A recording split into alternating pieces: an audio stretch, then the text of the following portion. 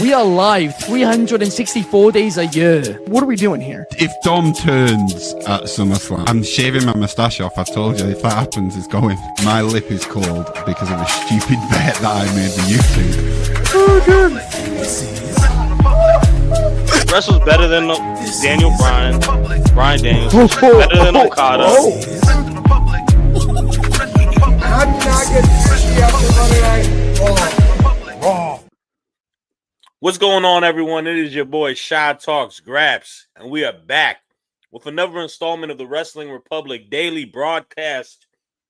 It's Thursday. Y'all know what that means, man. AEW review show, episode 997.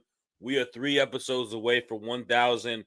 If you guys have been watching since episode 1, or if you've been watching since episode 997 today, we appreciate you guys, man. It is an eventful week of pro wrestling, man. We have the double shows of the big companies on Saturday, and we've been having a lot of crazy shows this week, including the one that we're going to review today.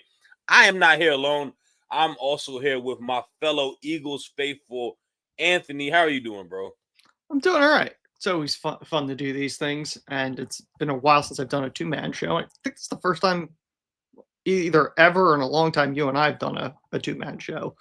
We did one early on, like a throwback episode one time. I think you hosted. For throwback, yes, absolutely, which may make an appearance somewhere down the road, hopefully. But it's always fun to do these. It's an eventful week. Like you said, I kept thinking today was Friday myself, and I'm like, no,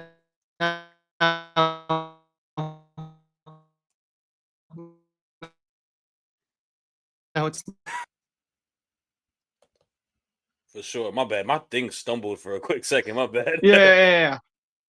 But we're good. Yeah, and man, I'm happy tomorrow is Friday. I'm excited for wrestling this week, man. But let's talk about Dynamite, man. We had a eventful episode, a September to Remember, as they labeled it, right? A 3-hour special. By the way, that was the one thing I wanted to bring up.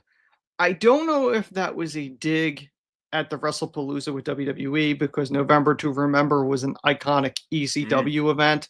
Right. It probably would have made more sense to do it last week than in the 2300 arena, but I'm assuming it was done.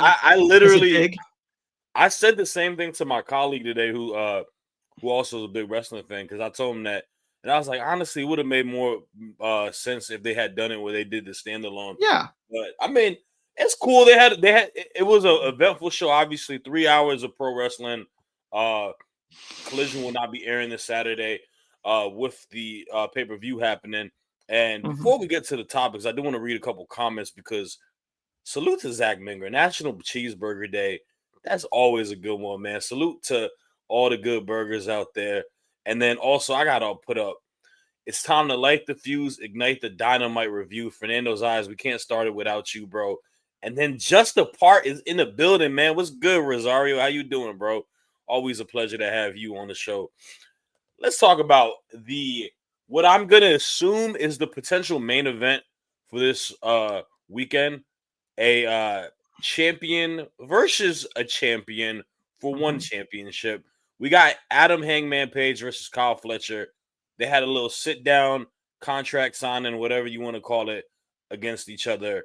And it really made it seem like it's a big fight feel to it, right? I think Hangman is one of those guys that, he's so good at selling the story, don't matter who he's going against. And a lot of it is picking at Fletcher with the fact that he's got his whole army aside to him, telling him, like, yo, you're better than what you're geared towards, and these guys are only going to bring you down. And Fletcher, kind of playing the cocky young guy that he is, kind of what his character is. He's not having that. We also got to talk about the end of the match, obviously, with the main event. We have a big brawl breakout between everybody in the Callis family, and it ends with Hangman going through a table. So the match is official. We are set for it, and I think they did add a little bit element towards the build for it.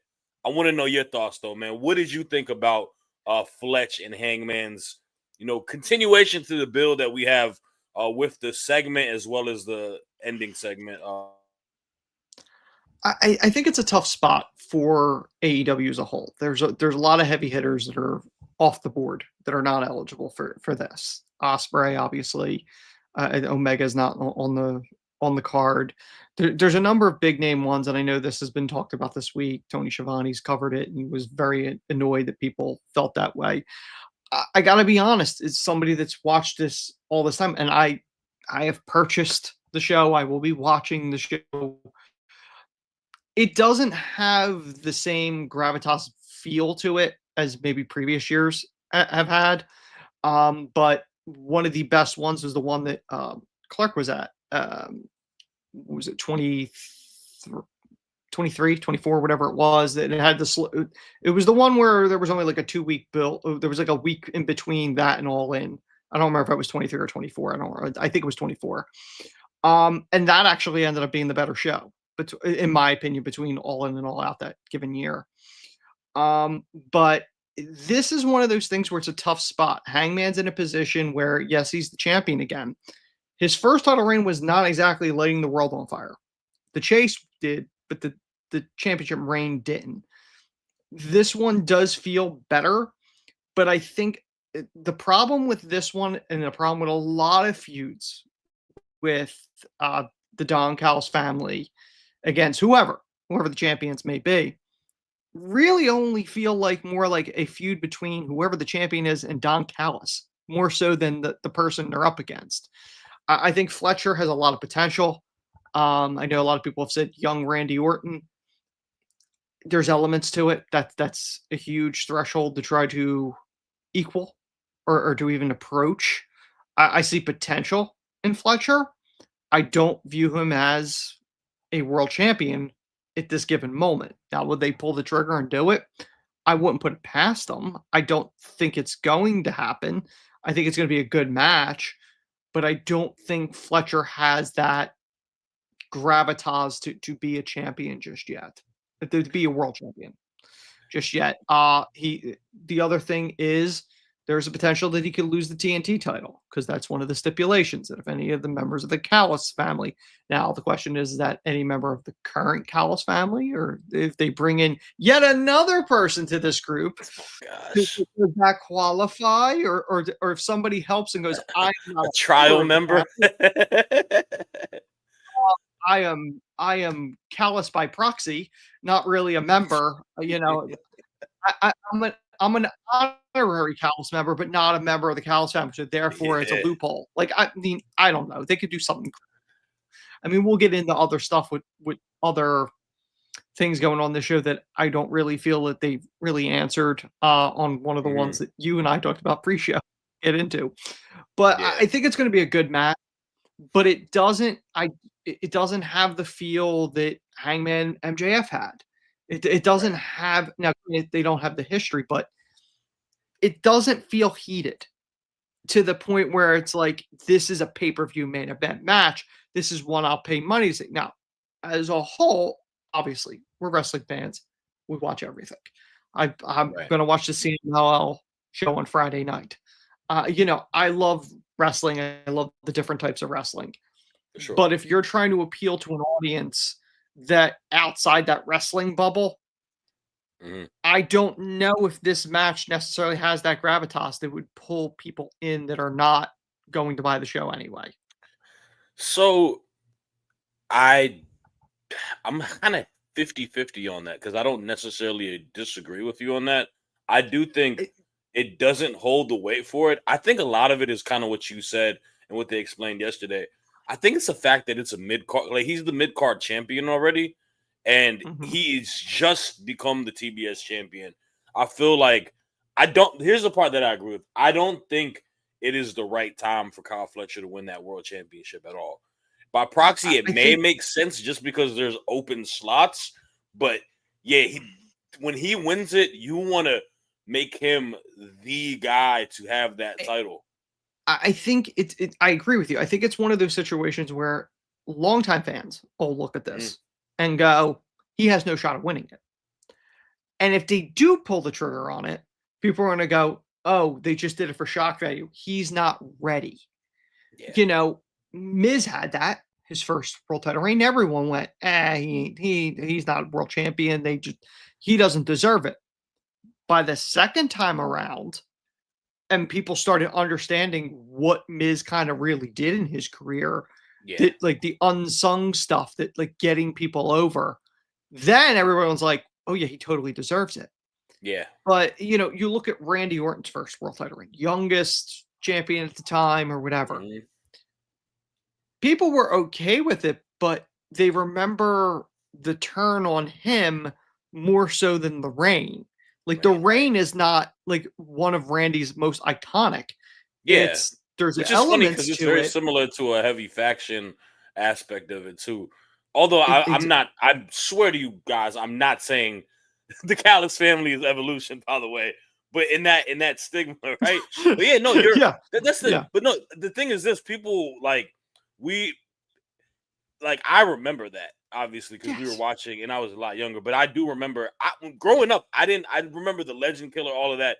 I never looked at Randy when he got the title like, oh man, I'm so hyped for it. It's kind of like, oh, the young guy on the team got the opportunity, right? Like the guy who I'll be honest with you, maybe besides like Ric Flair because he's old at that point, but the guy who I was probably least, a fan of out of the team because I was a bigger fan of Hunter and a bigger fan of Batista at the time, became the champ, right? And it's one of those cases.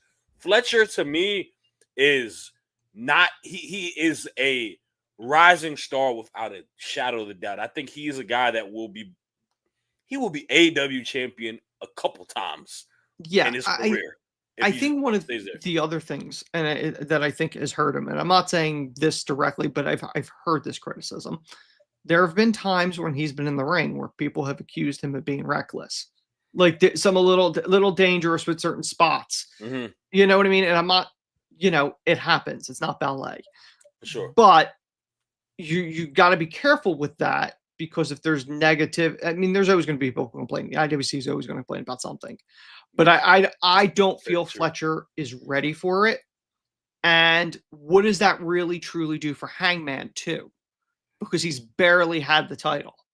You know what I mean? And he has a redemption arc to do to avenge the last one that was not memorable. I'll be honest with you. There's one person on that roster that I would be okay getting the title off of Hangman sometime soon. And we're not talking about him on the topics today, but he did wrestle last night. Bobby Lashley. My God, did Bobby Lashley look like that is the guy that we have been missing to see for the longest time. And I know, I'm sorry, Ben, it's not a topic right now. I'm just going to say it for a quick second.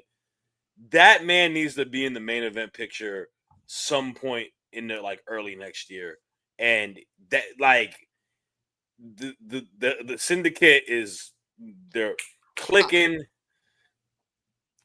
I'll be honest with you. I thought the person that you were going to say, and I think is more deserving than Fletcher at this point, would be Takeshita. I think he's had a stronger run as a whole. Like if you were going to give it to anybody of the Dawn family, I would give it to him. I think he's more deserving of it. Now, whether or not they would do something, the evolution turn, where they turn on Fletcher in favor of Takeshita, it's possible.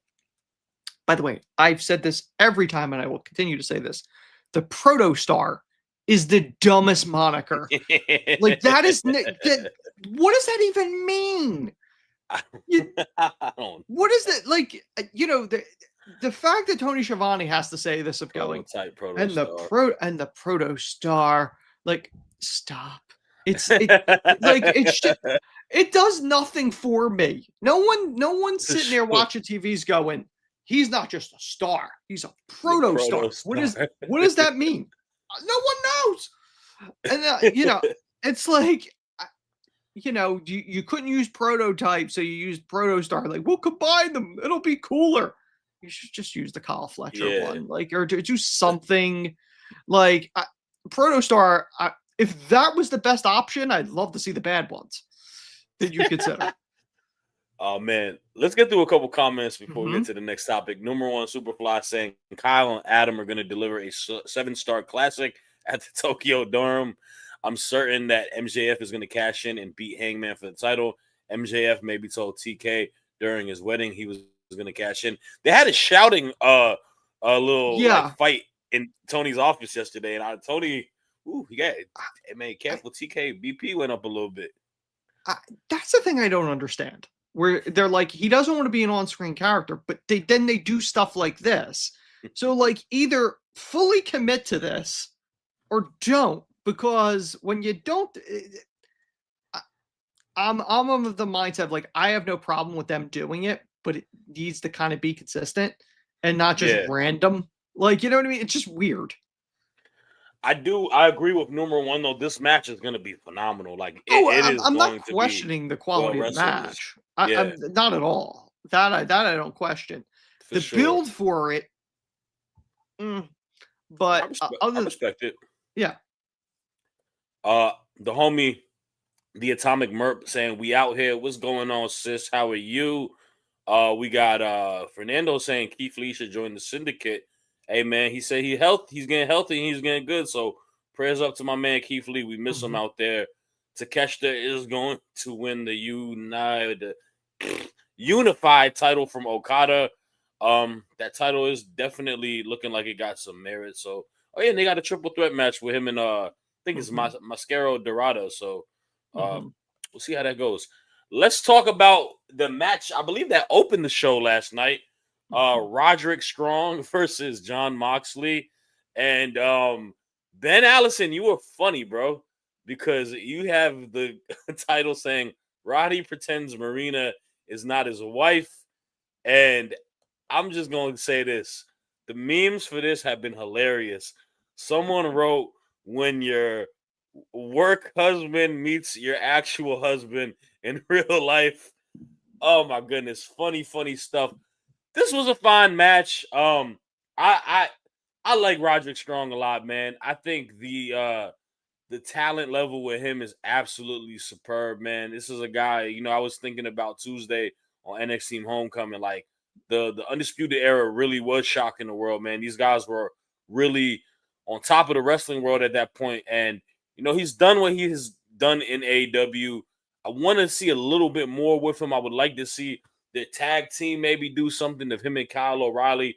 But end of the day, man, the big thing that came across with this is Moxley and the Death Riders. You see the allegiance with Daniel Garcia. They got the numbers game. They do what they do.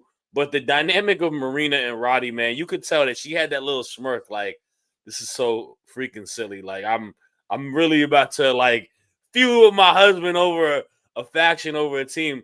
It would have been cool. Maybe, they applied it a little bit more, but it wasn't all fun to me. What did you think? Yeah, it is ridiculous, like you said. Roddy is somebody that has been doing this a very long.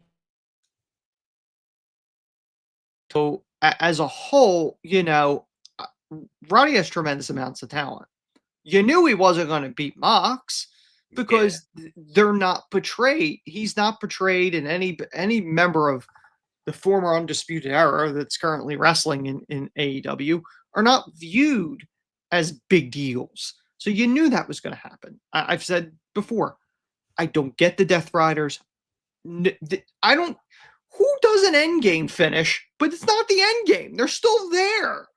They're not taking anything over. Like, none of this makes any sense. I've said this before. Like, I don't get it.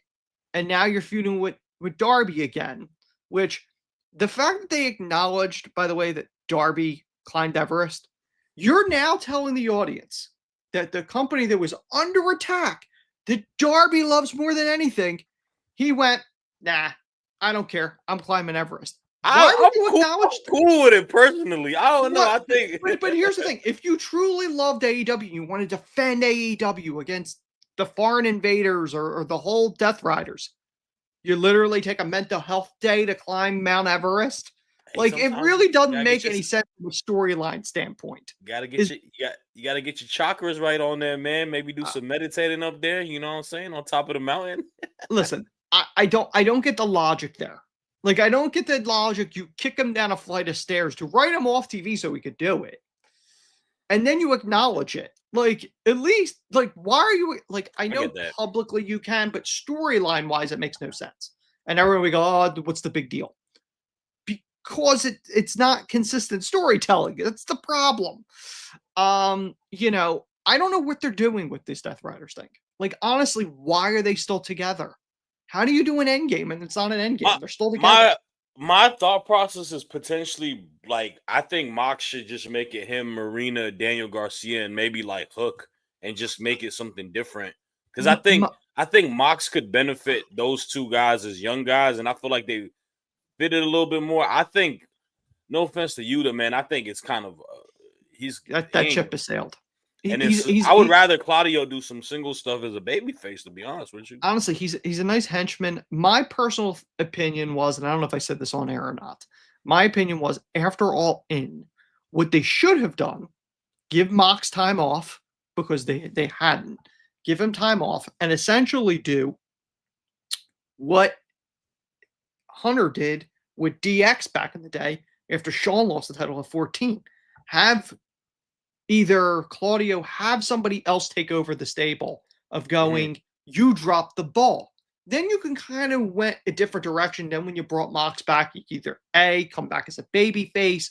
You could have done things differently. The fact that they're just carrying on, Mox has no intention, apparently, of going back for the title after he got his second shot. And he's like, I'm done. There's no talk of a takeover. Like, my problem in wrestling in general is, we know it's kayfabe, but you need to tell a solid story that makes sense. Gotcha. And just doing stuff to do it. Because I think that's the mentality a lot of times with AEW or whatever. They're like, but it's a great match. On paper, this is a great match. That's great. But why are they doing it?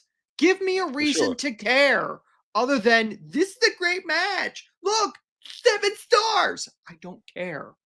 I want to know what. Give me something to care about. He's got Ant in his bag right now, man. That's funny. It's 7 stars. Let me let's get a couple comments in. We got Atomic Merp saying, I wanted to laugh so hard hearing TK yelling. It would have made the segment funnier if Briscoe someone's over there. Yeah, someone in a comedic timing standpoint would have definitely been good over there. We got number 1 saying, unless Roddy suffered amnesia, him forgetting who his wife is funny. They should do some sort of, oh God, no, man. Don't give him an amnesia angle. If they were going to do the amnesia angle, it would have been during his Adam days. Now that would have made sense. Yeah. That would have made sense. And then you, just the part saying, thank you, Spidey. Let's get through this next one, and then we got to do an ad read. But the Young Bucks are rich again. They got their bucks. They got their pyro. And they wrestled a match against the Bang Bang Club. Bang Bang Gang, my bad. Whatever. Same difference. I forgot. One of the is it? It's not. I think it's Colton, right? Who wrestled?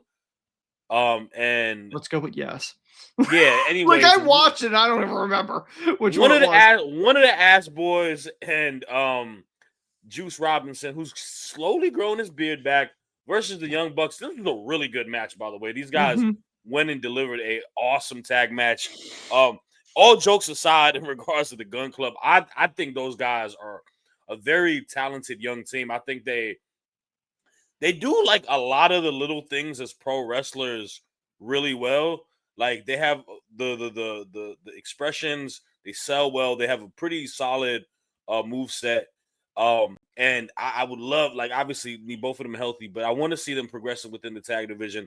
But the Bucks pulling up a dub, you know, this storyline with them kind of like losing their rights and losing their willpower and kind of crashing out reminds me a bit of like when Broke Ass Corbin was a thing in Bum Ass Corbin, yes. It kind of goes with that, but I'm curious to see what the end game is with it, because Ospreay and Swerve are both out, so who gonna check them, right? I mean, both of them are on the injured reserve. What do you think?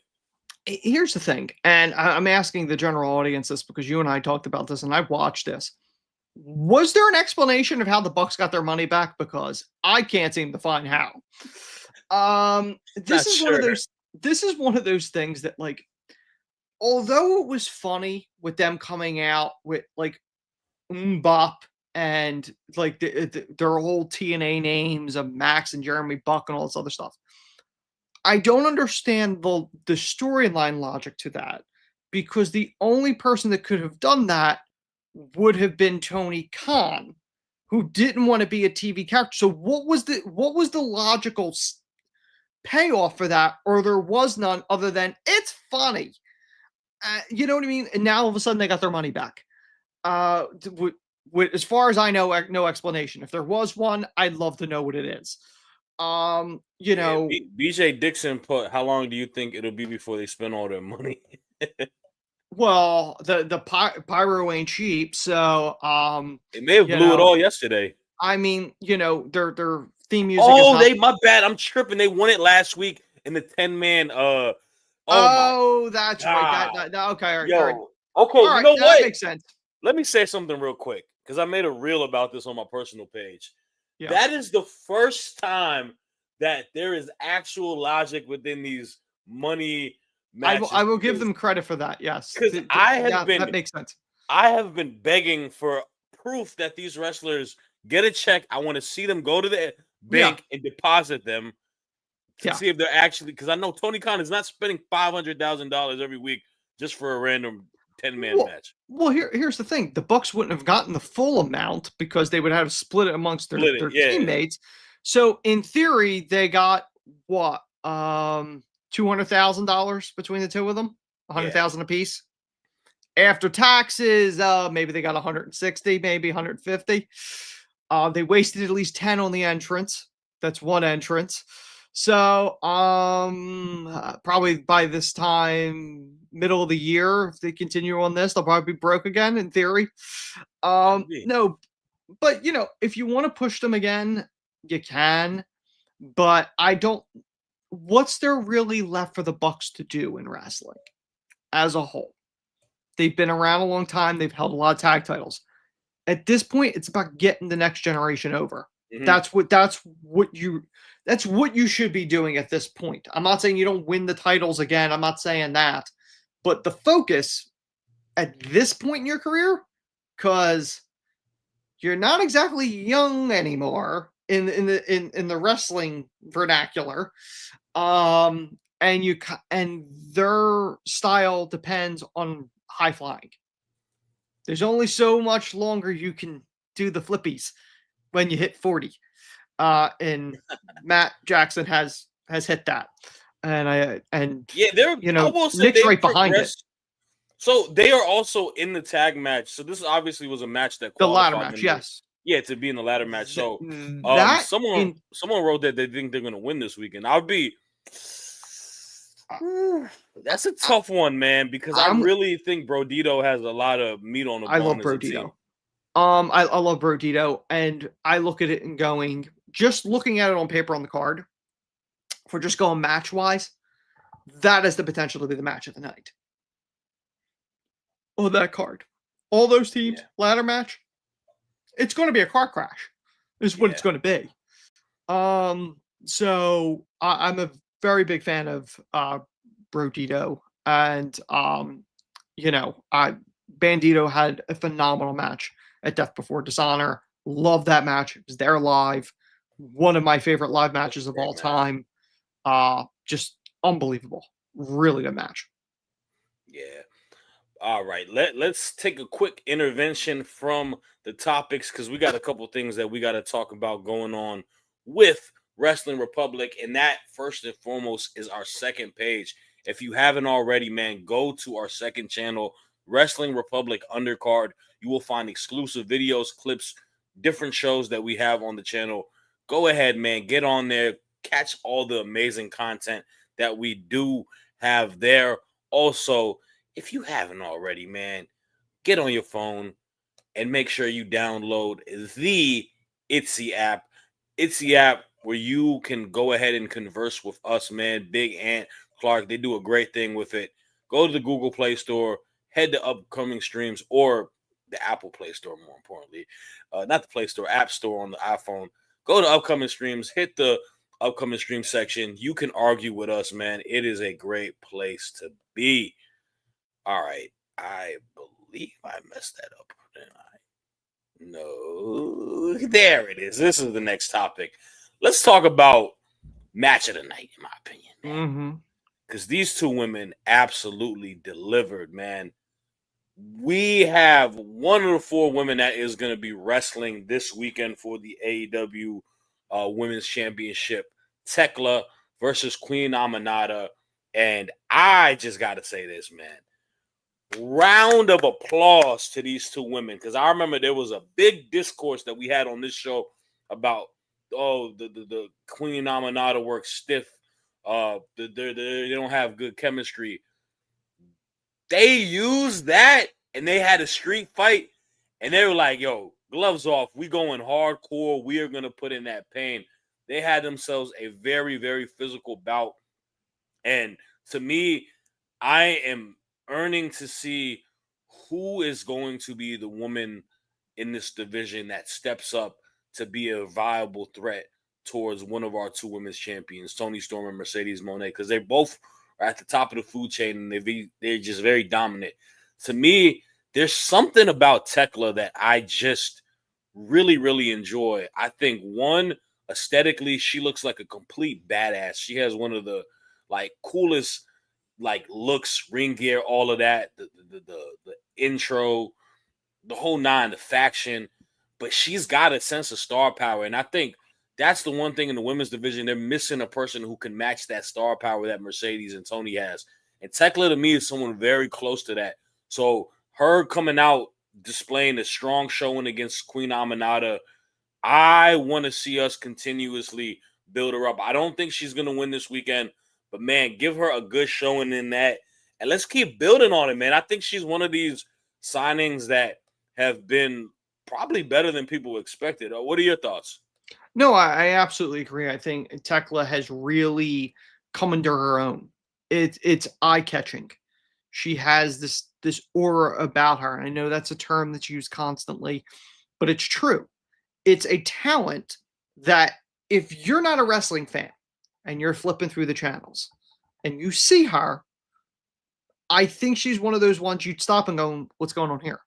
Like, she just has that aura about her, and she knows how to get this thing over. They've built this up of saying that, she was fired from her previous employer for assaulting the owner or whatever the story is. I know it's something to that effect. Aminata is another talent that I see a lot in, but I don't necessarily know if AEW sees a lot in her, or she's a stepping stone talent. And that's what I'm afraid of, where she's a good hand. The old adage with talents. I think Aminata has a ton of potential. And I think Tekla has that look. And to me, I would have Tekla take the belt off of Mercedes. I think that is either her or Willow I'd be okay with, because I think they both deserve it. And quite frankly, Mercedes has so many belts, and it's to the point now where it's like, are they really all equal to one another? Because now, when you have that many belts, the question is, at what point does the audience just go, I don't care, it's not impressive anymore? It's like, okay, you got 9 belts, but do any of them really matter? Can you name all 9? I think most fans probably couldn't name all 9 if you asked them. Toni is an interesting one because she's so over, and I think I said this to Clark before. She doesn't need a belt. She's over to a point where the belt doesn't really do anything for her. She does more for the belt than the belt does for her in that scenario, because she's just so over the character, so over the top. But it leads you into a problem of like, well, who dethrones her? Because whoever beats her, you got to be ready to push that person. Like, it should elevate whoever wins it. but I don't know necessarily whether or not they have a plan of who that person is. I don't know. I don't know if they have a plan of who's going to take Mercedes' belt, who's going to take Tony Storm's belt, who's eventually going to dethrone the 1,000-day Athena. Like, I don't know if they necessarily have a plan for that. And I feel like when you have dominant champions, which all three of them in different ways are dominant champions, well, whoever beats them, the payoff needs to be worth it. It can't just be, oh, well, somebody rolled her up and won the title. Like, you know what I mean? It's got to mean something. It's got to make somebody. That's the point of doing long title reigns or doing dominant reigns is whoever beats you should be elevated. You took and it down shouldn't just be, well, for shock value, Mercedes lost the belt. Like, it should be meaningful is my point. Yeah, and I don't disagree. But then to that point, though, I think someone like both women, to be honest with you, if you can, I think at the moment, I think Tekla got the most steam out of all the women not named. Let's take Tony Storm out of the equation because he's the champ. Between Jamie Hayter and Chris Statlander, Tekla, without a shadow of a doubt, has the most steam going into this match because they've protected her very well. She hasn't taken, I don't know if she's taken a loss, but she hasn't taken many losses, and she's got the juice right now. Like, Stat had the juice for a while, but Stat, we've kind of run the course and seen that. I think Stat would be a great world champion, but doesn't feel that way right now. Hayter, the same thing. She's kind of felt a little flat since returning. I gotta be honest. I look at Statlander and I look at Hayter, and I don't view them as major. I view them as good hands more so than major stars. Like, I think Stat could be a world star there. But of the three you've mentioned, Tekla to me screams star more so than the other two. If we're just looking at that, I would put Tekla above Statlander than Hayter. Because, hey, I just, from a marketability standpoint, I think Tekla is the one. Statlander has a nice look that works. Hayter gets a lot of comparisons to Becky Lynch. You know what I mean? And it's because she has that look. She looks very similar to her. And I think that kind of, in a weird way, that sort of hurts her because she didn't. Yeah, but she used to have different. Like, she kind of had the Cruella de Vil kind of like black with the gray stripes. Yeah, on it was something different. Like, now it's like, you know, her whole thing is like the like a 70s girl. I think, I don't know. Like, it just doesn't have that oomph. I think Tekla has. I think Statlander, I just don't think they know what they want to do with her. They keep changing their minds with her. And before I agree. Before the injury, she had a lot of aura. Like, I think the Britt Baker stuff, like all of that stuff, kind of put her in a hole. There's another comment I wanted to read that was really good. I lost it. Okay, here, BJ. Do you guys think Queen Aminata or Thekla will be the one to beat Mercedes? He thinks that Queen will do it. Look, Queen Aminata, I agree a lot with Anthony says. It's the fact that you're like, she's a queen. Like, right? She is a queen. She comes out with the royal garb, all of that. That's an easy person to put in position as a star given the opportunity. So I hope it does work out for her. I hope they do push her. A lot is left to be seen. But we do have one more topic. We got to get out because we got to talk about Cope and Cage and Cope, CNC. They took a $100 fine for attacking them. And the biggest thing that I got out of this is Stokely don't get hoes. And they made it very evident that Stokely don't get hoes. And they told him made why a shirt for hoes. that. You know that, right? Yes. That man don't get hoes. And I feel bad for him because Stoke, you need to get some hoes.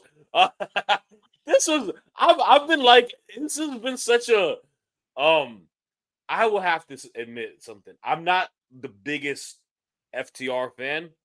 I think they're fine wrestlers. They're really good wrestlers. Let me cut that.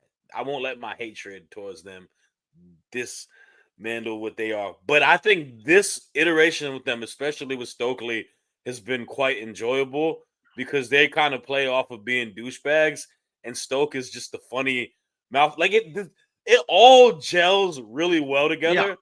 This is going to be a big time match, and I don't care Yes. what anybody says, Anthony. This is in Toronto, Canada. This should be the main event on Saturday. We are getting Cope and Christian in Toronto, possibly for the last time. I don't know. Mm-hmm. We'll see. And they're going against FTR. This is a bit of a dream match in some people's eyes. This is a team that is the best team, one of the best tag teams in our early generation of childhood, versus a team that later on in adulthood, during like the tens, like later, like that's not tens, like the 15 to 18s. These guys are really popular on Black and Gold and what they're doing in AEW. This looks like it's going to be a big time match. But what did you think about the segment? Listen, I love Stokely. Anything Stokely's in, I enjoy it. This is one of those things that I've always felt FTR is a solid tag team to the point where they're in the wrong generation. They'd be an 80s tag team. Like that's the type of style.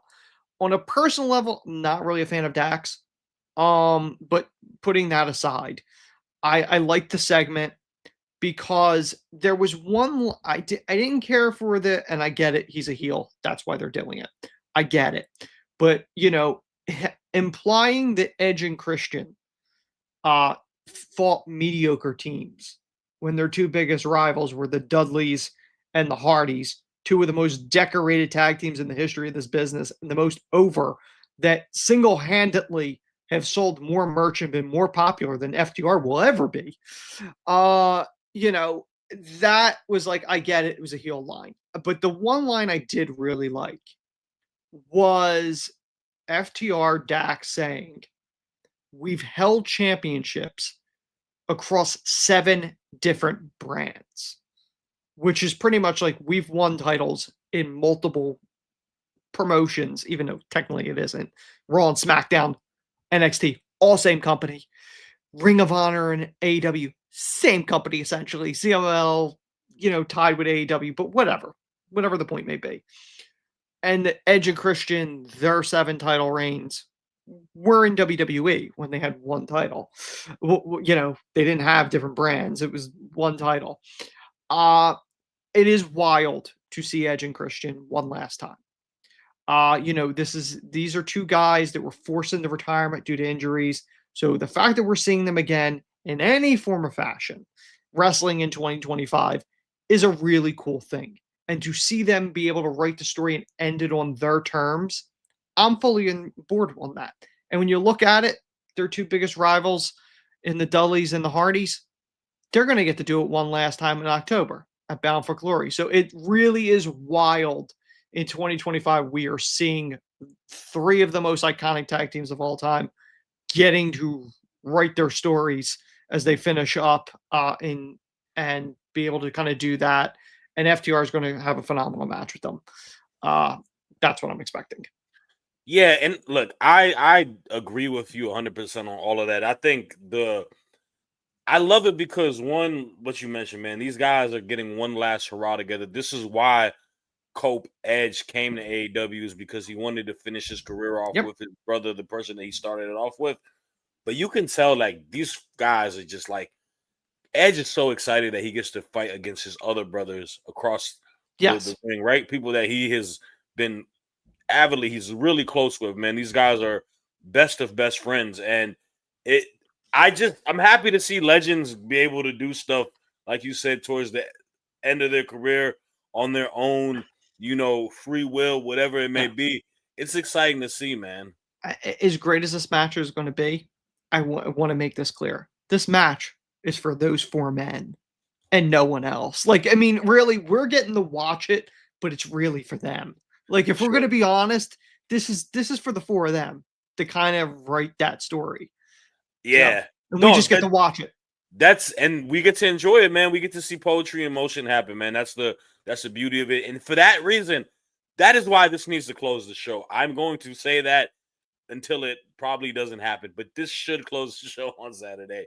So we'll see what happens, man. That is all the time we have, man. Thank you guys. Y'all in the comments have been phenomenal today, man. I'm sorry I haven't been able to go through all the comments. There's a lot to talk about yesterday, but We'll be back same time tomorrow. We're going to stick with AEW tomorrow. We're going to be doing all-out predictions, which is going to be fun. And, man, we got a lot coming on this weekend, man. Make sure y'all like, comment, subscribe to all the pages, and we'll catch y'all, man. Y'all be easy.